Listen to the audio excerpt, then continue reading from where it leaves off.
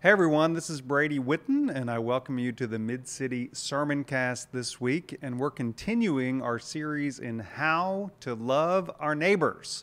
And we're going to explore different teachings in the Bible about how we can do that. So let's dive in.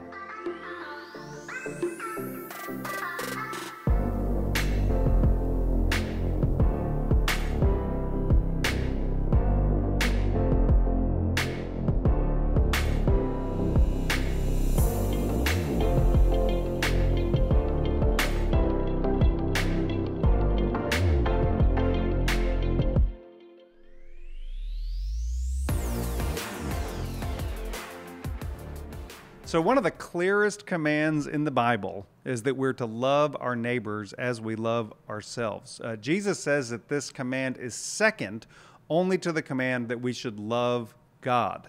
But how do we do it? I mean, it's one thing to say we should love each other, and I think most people I know, if you talk to them about, how much better the world would be if we loved one another, everybody would agree, but doing it is much harder than that. So how do we do it? And especially in an increasingly polarized world in culture, I think it's especially difficult. So today we're going to look at a Jesus story that I think can help us to answer a question, who is my neighbor?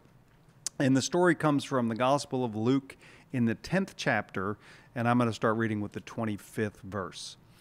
Just then, a lawyer stood up to test Jesus. "Teacher," he said, "what must I do to inherit eternal life?" And he said to him, "What is written in the law? What would you read there?" And he answered, "You shall love the Lord your God with all your heart, with all your soul, and with all your strength, and with all your mind, and your neighbor as yourself." And he said to him, "You have given the right answer. Do this, and you will live." But wanting to justify himself, he asked Jesus, "And who is my neighbor?" Jesus replied, "A man was going down from Jerusalem to Jericho and fell into the hands of robbers, who stripped him, beat him, and went away, leaving him half dead. Now by chance a priest was going down that road, and when he saw him, he passed by on the other side. So likewise a Levite, when he came to the place and saw him, passed by on the other side. But a Samaritan, while traveling, came near him, and when he saw him, he was moved with pity. He went to him and bandaged his wounds, and having poured oil and wine on them, he put him on his own animal, brought him to an inn, and took care of him. The next day he took out 2 denarii and gave them to the innkeeper, and said, 'Take care of him, and when I come back, I'll repay you whatever more you spend.' Which of these 3 do you think was a neighbor to the man who fell into the hands of the robbers?" And the man said, "The one who showed him mercy." And Jesus said to him, "Go and do likewise." So this is probably one of Jesus's most famous stories, and it starts with an expert in the law, and was an expert in sort of the Bible and its teachings, comes to Jesus and asks him, "What must I do to inherit eternal life?" And I want to take just a moment and say something about this idea of eternal life. So when you hear the words eternal life, what do you tend to think of? So if you're like most people, you probably think of, going to heaven when you die, like what happens after this life. And I do think that eternal life has something to do with that. It involves that. But I want to make sure we also understand that it is about much more than that. When I think of eternal life, I think of living an eternal quality kind of life. It's kind of like thinking about life God's way.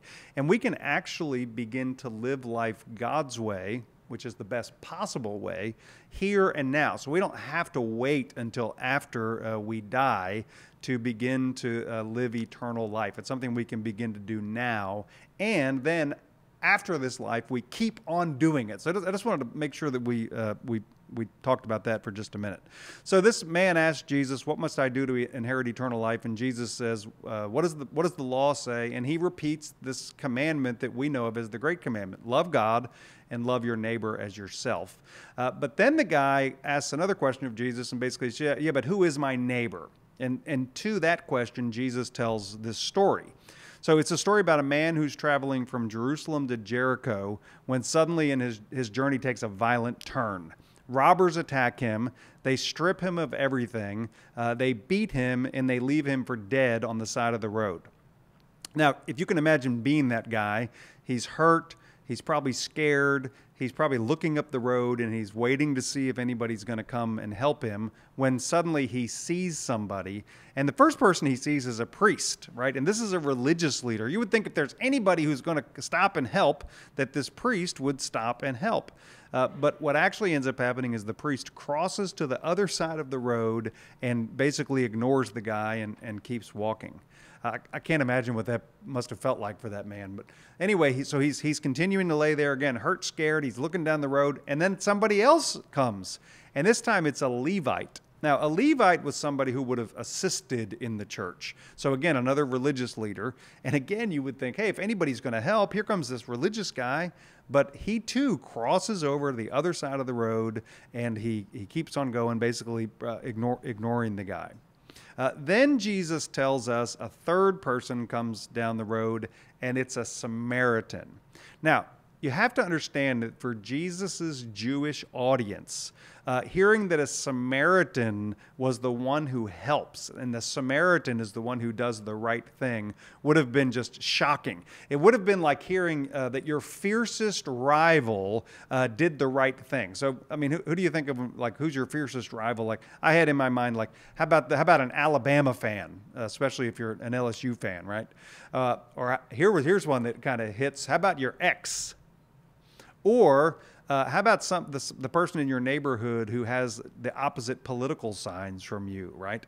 Again, it's like hearing that one of these people was the one who did the good and the compassionate thing. And the reason that is because Samaritans and Jewish people had a complicated relationship, and it's because the Samaritans at some point in time had intermarried with foreign tribes, which good Jewish people weren't supposed to do, and they also didn't worship in the right way. So the Samaritans were like almost rivals. You know, enemies is probably too strong, but they were very suspect in Jewish people's minds. But again, in Jesus' story, this is just what happens. In contrast to the priest, in contrast to the Levite, the Samaritan sees the man, is filled with compassion, bandages his wounds, does all the right things, takes care of him, and then covers all of his expenses. So this great story of Jesus's makes several points.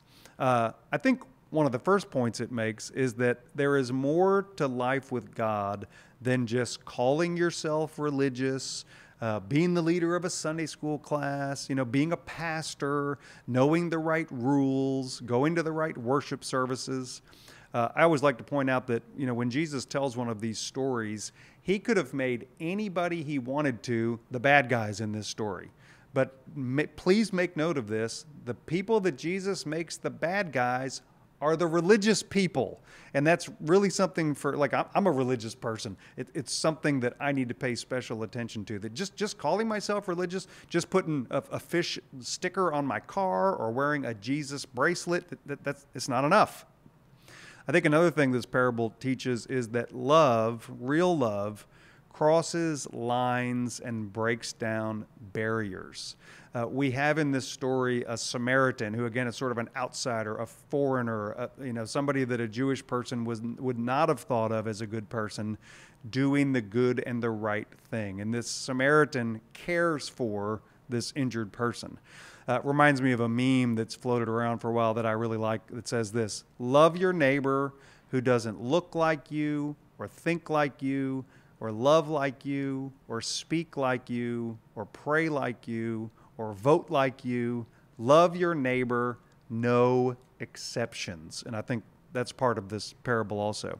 Another thing Jesus is teaching in this parable is that love in action is what matters the most. So again, if we're thinking about loving our neighbors, right, and it's real easy to say that, and again, I think we all get a warm feeling in our hearts that we should all love each other, but the bottom line is it's very easy to say that we should love each other. In what ways are we putting that love into action? So this theme is kind of picked up throughout the New Testament, and in the book of James, we read this. This is James 2:15 and 16. If a brother or sister is naked and lacks daily food, and one of you says to them, "Go in peace, keep warm, and eat your fill," and yet you do not supply their bodily needs. What is the good of that? And I think we can all agree to that, right? So love in action is what matters. Now, just something to kind of give you something maybe a little deeper to think about as it relates to this parable. Gustavo Gutierrez, who's a liberation theologian, suggests that what Jesus does for Christians is that Jesus reframes the idea of justice with this parable. So notice this. There's no mention in this parable about like going after the robbers or punishing the robbers. I kind of was thinking, if this was a Western movie that Jesus was telling and you came upon this scene where there had been some bandits, what would you do, right? And one of the first thoughts is, we're going to form a posse and we're going to run out and we're going to go get those guys and we're going to hang them high, right? And that's what justice is. But there's no talk of retribution in this parable. Instead, the question we're asked in the face of injustice is this: what are we doing for the hurting?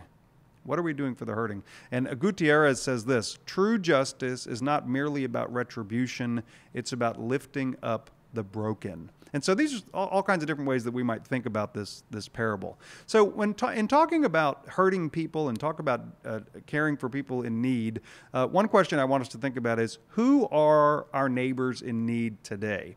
Who are the people who've been kind of left on the side of the road in our world today? And I'll tell you one group that comes to my mind, especially from a biblical perspective, are the poor. In 2023, 36.8 million people in the United States were living in poverty. And I want you to think about that. That is millions of people who are struggling every day to afford basic necessities, things like housing and food and health care. And these are working people, these are single parents, these are children. Poverty among Americans aged 65 and older, so some of our, I get in trouble when I use the word elderly, but don't hold it against me, but sort of some of the older Americans, poverty among this group rose to 14% in 2023. Here in Louisiana, 30% of African American residents and 20% of Latinx residents live below the poverty line. And this is a reminder to us of the deep racial and economic inequities that still exist in our society today. So again, when we think about people in need, when we think about people who've been left on the kind of edges and the margins on the side of the road of the world, I tend to think of the poor. And I would ask you, like, who do you think of when you think of those folks? I kind of made a little bit of a list for myself. Is it the mentally ill? Is it the homeless? Is it the incarcerated? Is it immigrants? Is it victims of domestic violence? Children in foster care? Is it veterans who are being abandoned? Who is it to you? Who comes into your mind and your heart when you think of this group of people? So how do we love these people? One of the things I love about the story of the Samaritan is when he comes and helps, he helps in very practical ways. And again, you kind of think of that passage from James about if your brother or your sister are hungry and have no clothing, what are you going to do? What practical things are you going to do? And so I want to suggest some practical and how-to ways that we can help these people. One of the first things I think we can do is we can stay informed. Okay, as tempting as it can be in our lives, we can't cross over to the other side of the road and just pretend like these hurting people are not around us. Like that wouldn't be compassionate. It wouldn't be good. And so, if you want to think about kind of using body parts, maybe it helps you to remember, like when we're staying informed, we're going to use our eyes and we're going to notice and we're going to watch what's going on in the world around us, and we're watching for people who are hurting. The second thing I think we can do is we can advocate, and we can use our mouths, right? Advocacy and speaking up is a vital way that we can be a neighbor to hurting people. Speak up for things that protect and uplift the vulnerable. Speak out against things that hurt them. Psalms 31:8 and 9 says this. Oh, I'm sorry, this is Proverbs 31:8 and 9 says this. Speak out for those who cannot speak, for the rights of the destitute. Speak out, judge righteously, defend the rights of the poor and the needy. Okay, so we've used our eyes to pay attention. We've used our mouths to speak up. We can also use our hands and our feet to go out and do stuff, right? We can volunteer, and there are all kinds of opportunities to serve in the world around us. You could serve at a local shelter. You could serve at a food bank, a hospital, a school. Just a few weeks ago, a member of our church named Trey Wharton, who's involved in early response teams, went to Valdosta, Georgia. And this is something, these early response teams are something that the United Methodist Church does to go out and serve. And he's there in response to one of the hurricanes that caused a lot of damage. So I knew that Trey was doing this, and I texted him and I said, okay, Trey, I'm working on this sermon. Who would you say is your neighbor? Like, who's your neighbor? And this is what Trey wrote back. He said, my neighbor is a child of God. From the really easy ones to love to the not so easy ones to love. And he said, I can promise you that when our team shows up to a person, that they see love show up, they see hope show up, and they're left with a pretty healthy measure of each. And I want you to think about when you volunteer, when you're the person who goes out and you become the hands and feet of Christ and care in the community, in the world, you're the one who makes love show up, and you're the one who makes hope show up. And I think it's part of what we can do as Christians in the world. Okay, so we're going to pay attention. We're going to speak up. We're going to use our action. We can also give, right? Giving is a way that we can really make a difference in the world and put love into action. And then finally, I want to talk about this. Right now, while we're recording this, we're 2 weeks away from the election, the presidential election. And I don't know if you think about this, I was always taught that voting for me is one of the ways that I act in the world. It's a responsibility that I have as a citizen and a way I can act and make a difference in the world. And I think one of the things that we need to do is think about how our vote impacts the most vulnerable members of our society. And are we making choices that protect and support those who need help? Or are we more focused just on kind of, hey, what's in it for me? I was in a gathering not too long ago, and we were talking about the importance of voting. And one of the participants said this, and it just made me think. They said, my job's to pay attention to the different candidates and to pay attention to the different policies that they're putting forward, and then to vote in my own best interest. And when that person said that, and I hope I'm not being too critical, when that person said that, I thought to myself, is that why we're supposed to be voting? Or is that what we're supposed to, is that our primary motive when we're voting?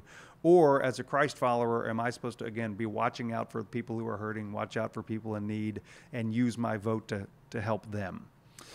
We live in a world where far too many people's first question is, what's in it for me?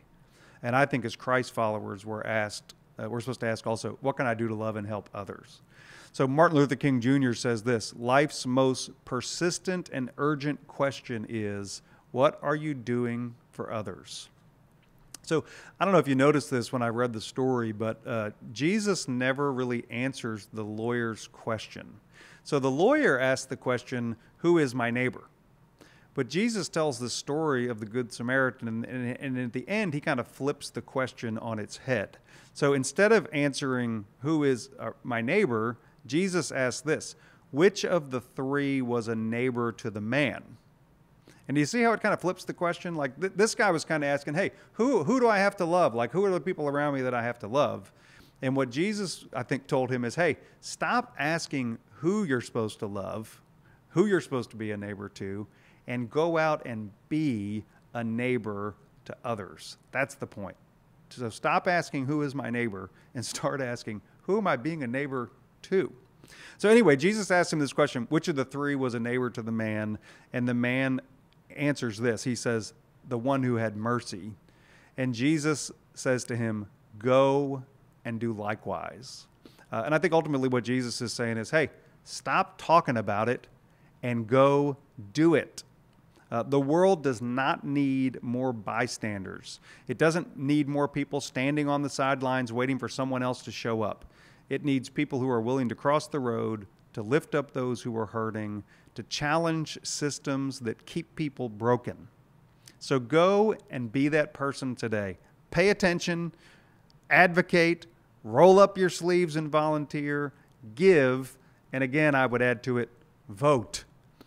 Stop asking, who is my neighbor, and start being a neighbor to those in need. All right, everyone. See you next time.